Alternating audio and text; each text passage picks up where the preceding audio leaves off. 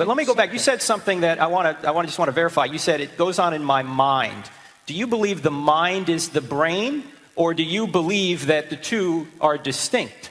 The mind is the brain. There is nothing but the molecules inside my head. Well, then why should you believe anything you think? Why shouldn't I believe? Just because it's part of, as I said before, I feel the love for my kid. That is a real thing because it takes place in my brain. Is consciousness an illusion? It might be. It might be the mind playing tricks on me, but I kind of like that illusion. I think it's fun. And you might kind of like your illusion of God, and you might think it's fun and it's very good. But do not influence my world with your God, because it's part of your imagination.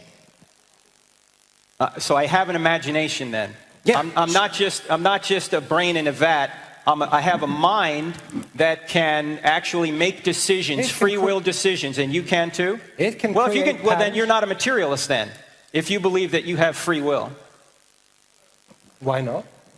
Because if everything is the result of a previous natural cause determined by the laws of physics, then you don't have free will.